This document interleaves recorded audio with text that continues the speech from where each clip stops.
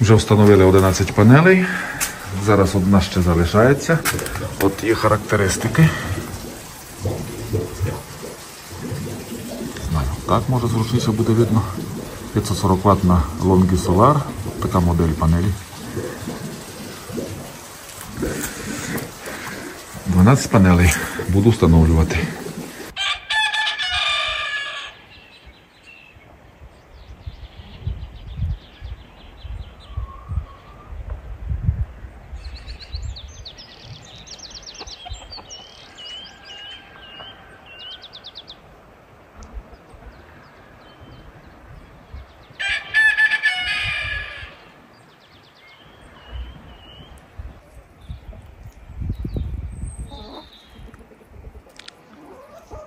Весняний ранок, на траві іній,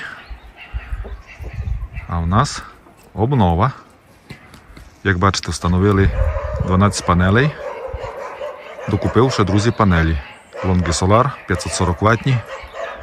До цього у мене було 3 панелі. Зараз покажу, до якого інвертора вони підключені. Підключено зараз поки що 6 панелей. Розділив 12 панелей на 2 поля, по 6 панелей кожна. З'єднані по 6 панелей послідовно. І поки що не вистачало трошки кабеля, дозамовив і обі поля з'єднаю одним кабелем, проведено попід землю до будинку. От кабель. Видно, як він йде. Це від панелей.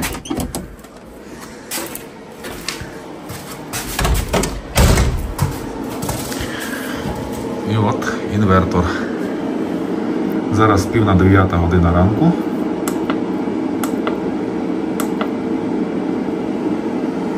І от таке виробництво зараз іде з панелей.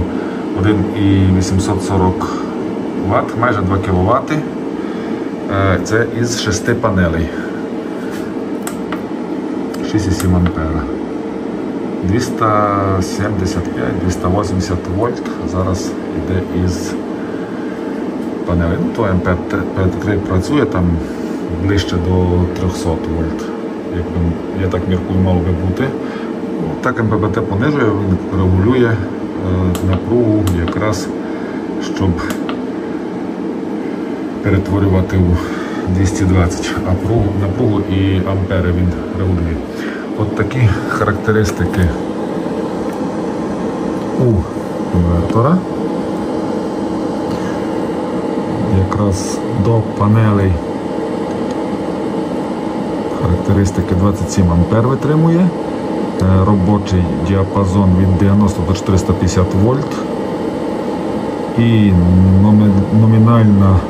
номінальний вольтаж 240 вольт. Це до панелей, PV-інпут до панелей. Значить, ну, в мене не 240, виходить 280, 275. Ну, але близько. Близько до того значення оптимального. Так як 27 ампер витримує, то на панелях 12,8, здається, ампер панель видає, то з'єднавши 2 поля у паралель, по 6 панелей в кожному полю, виходить орієнтовно 26 там з чим-то ампер. Ну, я думаю, така схема підключення для цього інвертора буде найоптимальнішою. Таким чином можна підключити 12 панелей.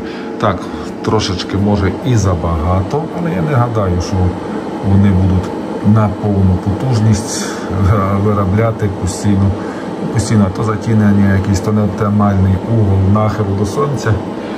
І 12 панелей, я думаю, цей інвертор без проблем буде працювати. От така обнова, друзі, у мене. Коли підключу обидва поля, так як зараз тільки 6 панелей підключено, то бачимо по амперах і по виробітку 1850 Вт. Ну, по амперах видно, то 6 ампер поки що тільки виробляє 6 панелей.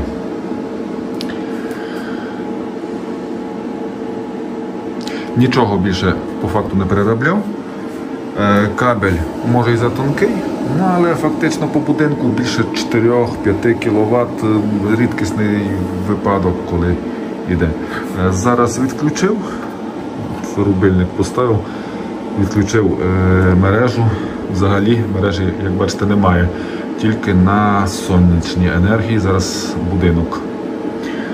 Потужність споживання по будинку там майже пів кВт, 450-480 Вт.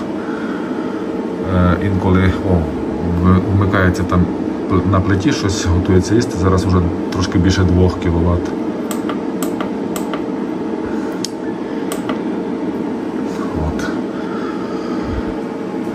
Маю надію, що 12 панелей фактично денне споживання енергії в будинку буде повністю вже за рахунок сонця.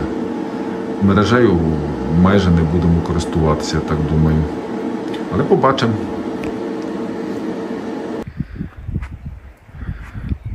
От, зараз 9 година ранку. Ви бачите, від мене тінь. І от таке відношення до панелей, до тіні. Тобто панелі в мене не обернені повністю на південь.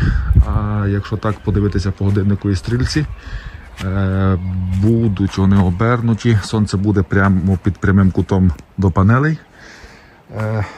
Орієнтовно близько 11 години ранку. Ну, близько до півдня. Кут нахилу робив 35 градусів панелей. От, бачите, 35 градусів. Я вважаю, що такий найбільш оптимальний і на літо, і на зиму.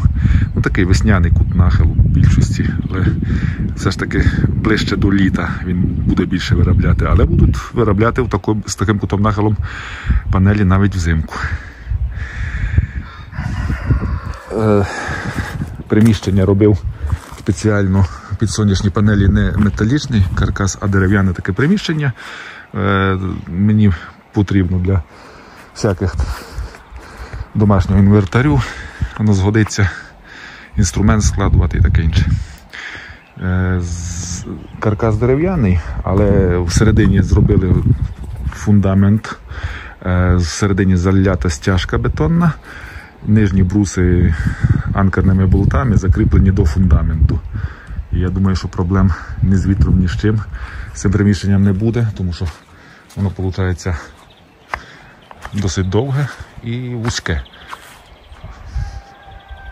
Але проблем не має бути і з вітром, ні з чим.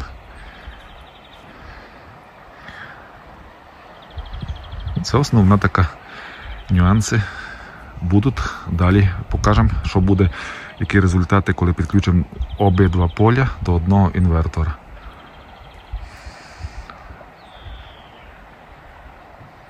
Ну, як два поля? То якби одне поле, але по 6 панелей послідовно з'єднаних, з'єднані, запаралелені в один кабель. І таким чином підключено буде до одного інвертора. Все поки. До зустрічі, друзі. Будемо далі показувати.